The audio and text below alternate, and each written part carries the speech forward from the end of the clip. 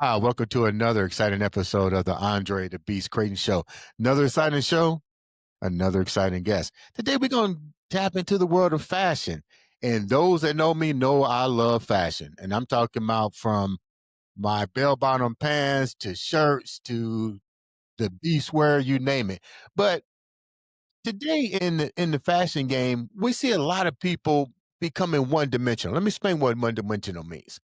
One dimensional means that everybody is screen printing or putting their logo on a product. I get that. It's cost efficient to some degree, and it's an easy way to get your brand out. But let's talk about changing the game. Just imagine going to the store and you're buying Louis Vuitton, Calvin Klein, cross colors, the whole 9 yards. Let me take you down the road of a young man who decided I've had enough of buying somebody else's stuff. I'm going to not only imagine, but I'm going to create my own brand, my own line of clothing. And we have just the young man who did that. That's welcome to the show, Mr. Paris Williams. What's up, big dog? Nothing much. How you doing? How you doing? I'm doing great, man. So before we get started, tell the viewers a little bit about who Paris actually is. Yeah. My name is Paris Rafeal Williams. I'm born and raised in Harrisburg, Pennsylvania. Currently, I reside in the Bronx, New York. Been doing paving for at least 13 years. I've been in multiple fashion weeks. I actually competed on Project Runway. I came eighth out of 1,500 to the final spot to get on the floor, and didn't work out. That was a few years ago. Just out here working, striving. I'm a self-taught designer. I just debuted in Manhattan Fashion Week. That was the video you have seen on TikTok this February, and I'm going back to do it again this year. So, I mean, what was some of the what pissed you off that that you had to come up with your own clothes? Everything was like you said, screen print and things that were not attainable to us. You know what I mean? It was only Gucci, Louis, others like that. That's where you can really get tailor made stuff. And I wanted to be a designer. I remember thinking about what I wanted to do with my life, and I wanted to do art. And I draw very well. I used to draw portraits, but I realized people that do art like that usually don't make money until they pass away. Right. So I taught myself designing. So it's like a physical form that I can see now. And I literally just been working on my craft, honing my craft, getting better, getting better, getting better. Using finer fabrics. I have something I just made 2 days ago behind me. Yeah, I saw that. Yeah. Wow.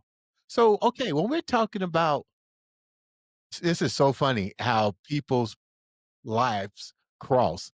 When I was growing up, my mom and my grandmother showed me how to sew. Yeah. I remember going to get the patterns. You know what I mean? They used to have the you go to the fabric store and you picked out what you wanted, and they used to lay it out on material and cut it and blah blah blah blah blah. Who taught you how to do that? That's up. I'm not gonna lie. From jump, the first thing I did, I remember, I forgot.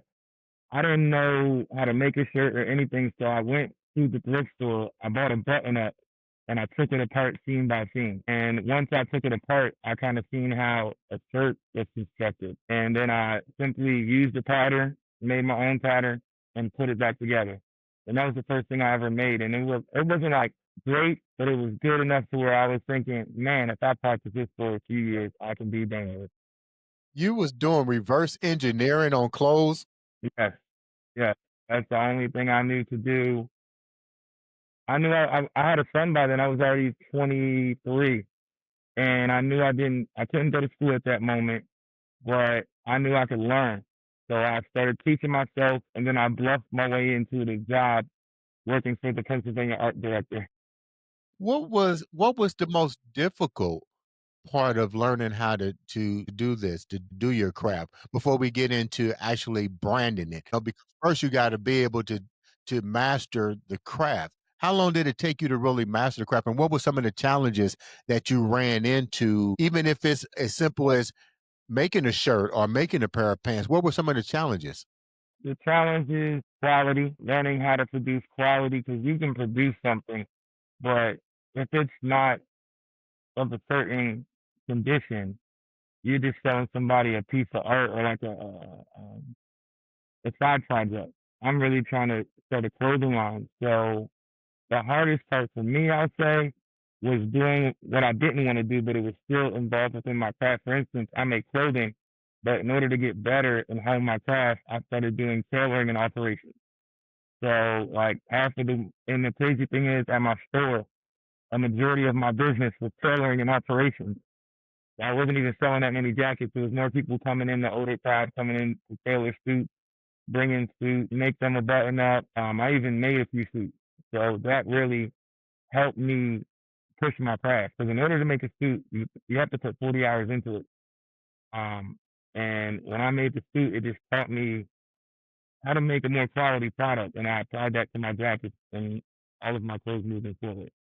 How difficult is it to craft even as something as simple as I'm gonna say simple, something like a suit? Because I see, movies where guys get suits made. Imma be honest, I had my suits made, and it was a beautiful experience. The guy came to my home and, he educated me, totally different than going to buy a suit off the rack, and I enjoyed the experience. It was a little costly, but not that much costly because, like you said, he walked me through the fabrics. Mhm. He educated me on what color suits I needed. At this time, they were double breast was in style, so I was doing double breast. If I look back now, I would have never did double breast because that fashion went out really quick. And you can't re-alter, you can't really redo double breast once they are done. But anyway, he was like, "You need a tan, you need a navy blue, you need a black, you need a black and white looking suit." You know what I mean? And then he educated me on pants and the length. And when he got done, and I'll tell you what really impressed me, my name was in the garment. When it was crafted, it was specially made for me. And when he bought it to me, the fit was immaculate. I was like, holy crap.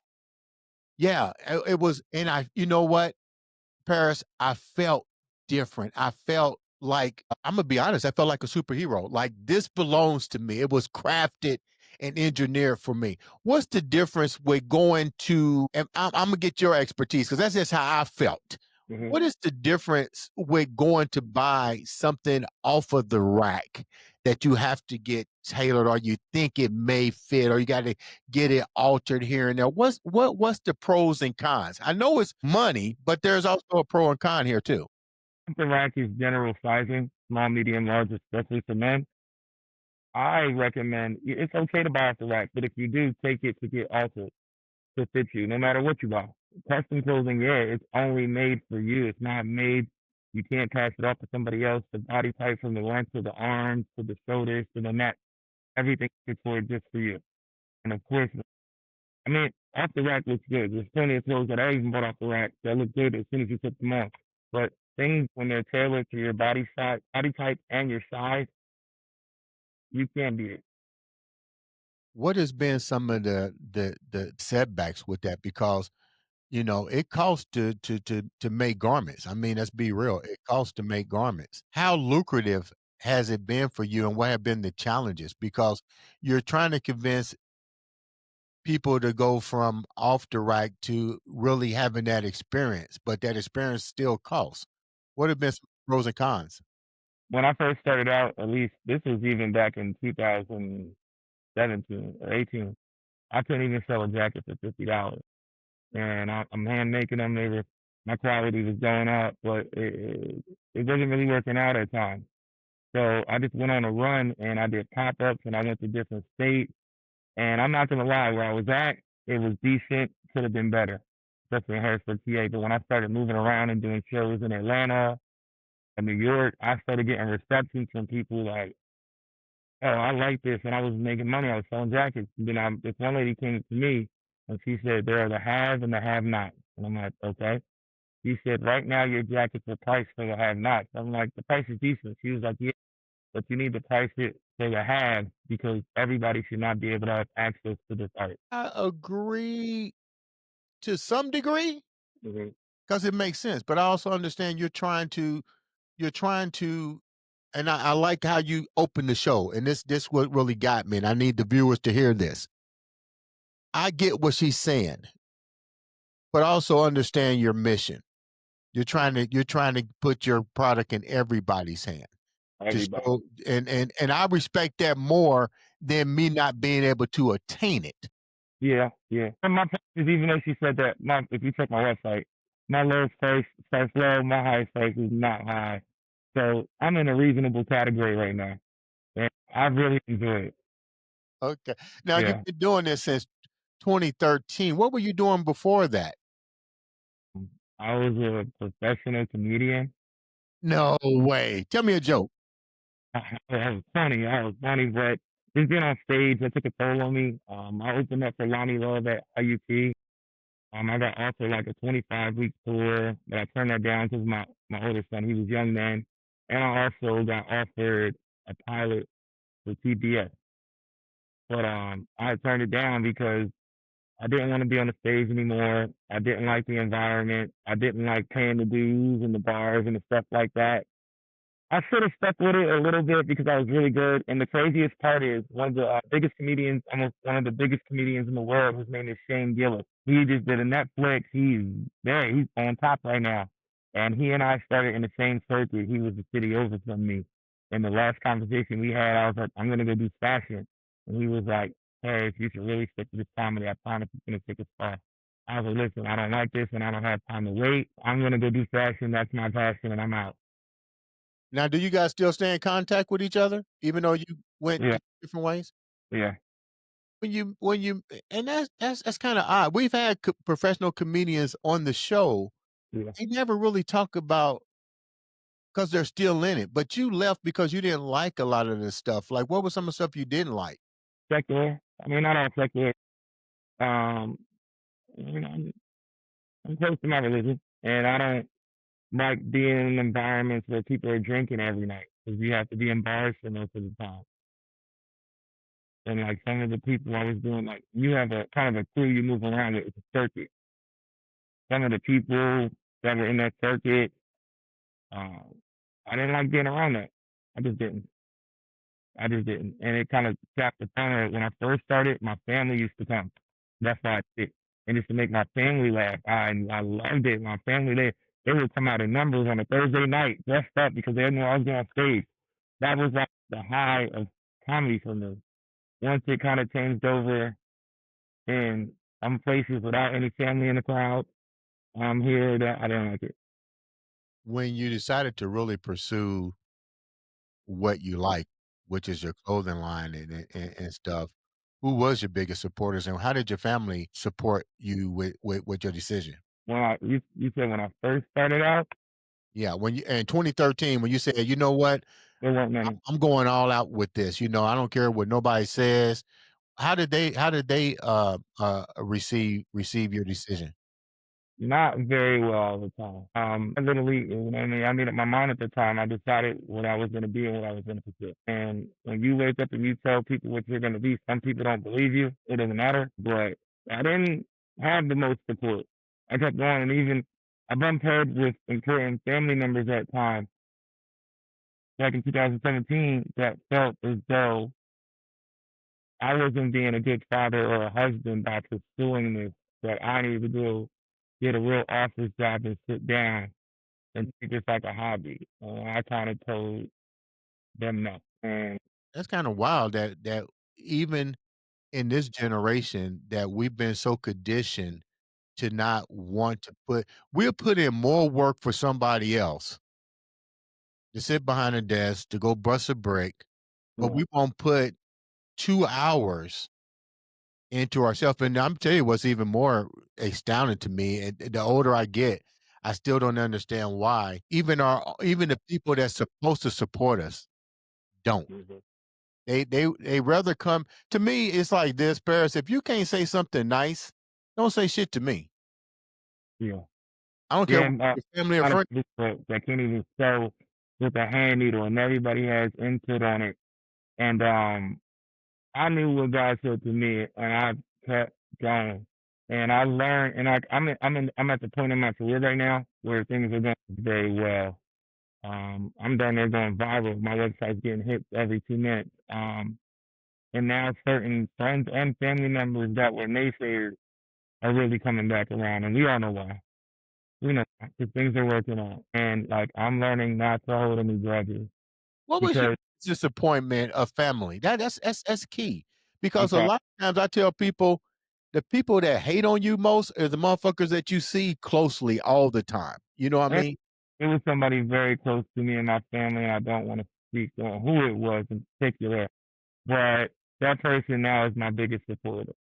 Trying to learn, you want to make money, but you want to be happy. That's just the thing. Oh, You sound like you happen. I think a lot of people do reverse engineering. They rather get money and keep money, and at the end of the day, they're pissed and they're not even because happy. I'd be it's like, "Well, you got what money. you asked for. You asked for a lot of money." You find the happiness first, and then money comes from it. That's how I found this. That lady, I was working at PennDOT. It was a great job, and she was like, "Why you look so upset? I cannot do this and retire in 30 years." But she was like, it's one of the top jobs in the city, and you should be happy. You got a desk. No, I don't care how much you pay me. I can't die here." And that's what she said to me. She said, "Find what you could do every day, whether or not you were paid for it.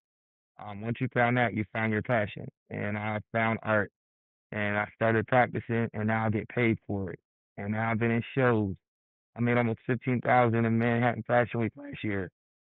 It was I live a dream right now. And it's definitely a beautiful dream. So what's next for you? Like what leave the viewers with something that you live by every day that keeps you going.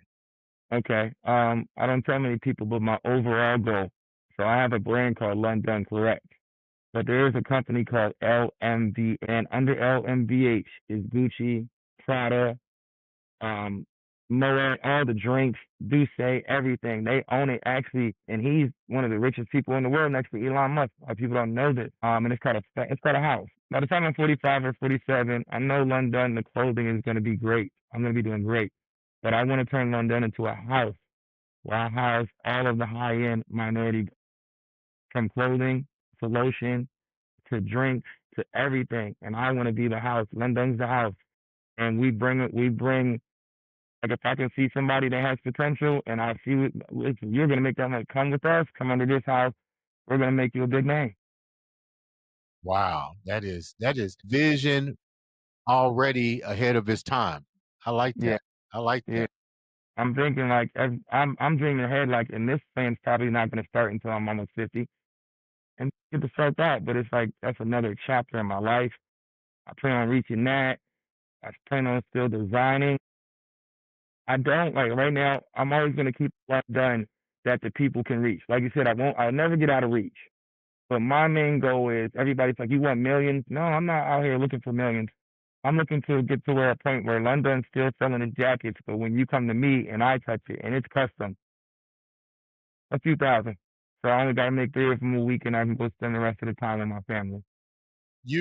My last question is, you see a different generation now, and you're part of that young generation. What do you think our handicaps are right now? This your generation. What do you think our handicaps are that Men prevents us not from moving getting, forward? at least for minority men, not getting your mental health seriously checked, or dealing with certain traumas that we think as men we should brush under the rug, but they really affect you. They affect your thought process. They affect how you love. They affect how you live. And you got to live in that body, in that mind for the rest of your life. No one else. So make it the best. Treat it like a good car. Are you speaking from experience? Heck yes. I'll just tell you straight up. A little over a year ago, I didn't tell too many people. A little over a year ago, I ended up in a mental institution. They kind of kept me for 2 weeks. Not 2 weeks, a week and a half. But I kind of went in there with depressive thoughts, but not really suicidal thoughts, but highly depressive. I was just down, and I don't know why. We were trying to run stores. I had just had a baby. I couldn't even see where I'm sitting at in front of you right now. I went in there and I was embarrassed at first, like, yo, man, I even seen one of my homies as a security guard that had to take me in the back. it was just embarrassing. Like, yo, now I look crazy. And he was like, no, man, you're just getting yourself out. It's cool. And I went in there and I just had to, you know what I mean? You had to let go. Like, I'm not going to judge. I just went there. I did the therapy. They definitely helped me. But one funny story about that, you had to do these group sessions where you had to be together. And I was like, man, like, what are you going to do in a year? I was like, I'm going to be in New York in Fashion Week. They told me I was having delusions of grandeur and that they're maybe going to have to tweak my medication. But I ended up in Manhattan Fashion Week less than a year later. So who was crazy? That's crazy. But I'm not gonna lie. Besides that little thing that happened with them, they helped me. They helped me. You know I'm a what? change in the Glad. business. Yeah. I'm glad you took the initiative to Yeah. recognize that you did have something that you had to deal with and stuff. When you look back at it, what was the mental part that you led you to depression? I think something I'll that be honest you with did not. you. I've been battling my whole life, especially being ADHD, and like I'll be honest with you, they said I had a bipolar one and seasonal depression, especially seasonal. I've been going through that since I was a kid. Don't you know, in the summertime and it's 8 and it's till 8:30. I mean, the sun's out till 8:30, and then it's cold. The sun goes down at 5:30. I will always start to get depressed around Halloween in that season. Every year of my life, I didn't even know I was going through that, Really? and it's called seasonal depression. Yeah, because you don't you're not your melanin is not getting as much sunlight as it was getting all summer and stuff like that. So I learned about that in reference to the bipolar. Let's keep it being. I knew something was wrong when I would wake up every day like nervous or scared or angry, but it was never well rested and happy. How long did it take you to get back to yourself, to get back into that creative mindset, to do what After you're doing? I went in there in March of that April, March, or May. When is Easter? May, April, Not me. May. It's around the first part of spring. So around December, so about 6 to 8 months. Because they say that people go to therapy and think you're sick. No, you go, you get help, and it's still they said really things don't really start taking effect until 6 months after that, and that's a grace period that you have to give yourself. And like it makes me feel like I have superpowers now that I went and got that stuff taken care of. Now, Shake me before it can't shake me. now The things that I used to worry about before, I don't worry. do you still deal with self treatment to make sure that you stay focused with your mission here? For sure. For sure. Like, I'm not an advocate of medication. I don't ever want to say that. But my mom did say, God put the people here that made it, so God technically made it. And so, yeah, I take something, and it's light. I don't take too much, something for focus, something for seasonal depression, and that's it. And it's like, it, I'm happy. And the reason I put time, the reason I went into the mental hospital, my son was just born 3 weeks earlier. My first son, I made it through and I fought. And like I fought the hurt inside my head. It never came to him. But I could have been a better dad. But this time around, I still got my youngest son, he turned 2, man, I have another one. I'm gonna go get myself fixed so I can be better for them. Wow, that's true. I felt just fine being angry all day and all that stuff. And I was cool with that. But I could see how it would affect. And I'm not gonna do that. I'm gonna go be the best I can be for my wife. She had to deal with my attitude going back and forth. That's not right. So I think they call that emotional intelligence. Yeah. So yeah. And like now, yeah, I like having emotional intelligence. I like being able to communicate. I still get upset. It's not like I don't get upset, but it just doesn't go in certain ways that it did before because it's okay to get upset, but it's how you do things. You And know, now I'm doing better. And then, like I said, a year later, I was in Manhattan Fashion Week, and that's when they shot that video that was on TikTok. They shot that. I didn't even know. And life's just been on the up and up.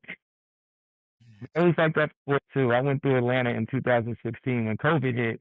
I was still moving around, and Atlanta never stopped ticking during COVID. really. And I took a risk out there. I was broke, and I did a pop up shop, and I had to pay them $1,500. and I gave my last dollar, like literally the morning of the pop up. I only had $16 to my name, and I was gonna call my mom if I failed to go home, and I was pretty upset. But by the end of the day, I ended up meeting two major artists. One was Benny the Butcher, and I made over 3,600.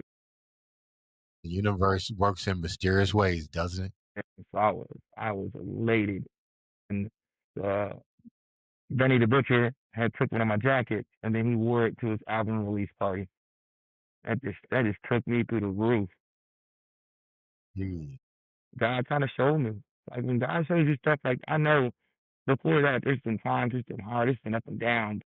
And God's been blessing me with and showing me, everybody around me is kind of like, all right, it's happening.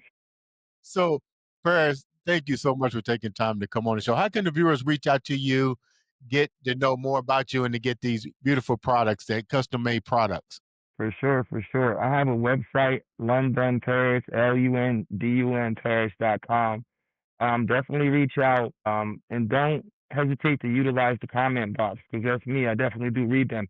If you have a question about a size, you can call, send an email. I will respond. I love making custom garments. I want to make something special for you. Let's do it. All right, ladies and gentlemen, this has been another, and I do mean another, episode. First of all, make sure you guys subscribe, like, share, follow. Click that button, support him. If you do that, what usually happens, people, like I tell you all the time before I close out the show, you can change the life of not only yourself, but you can change the life of someone around you. This has been another exciting episode of the Andre the Beast Crayton Show.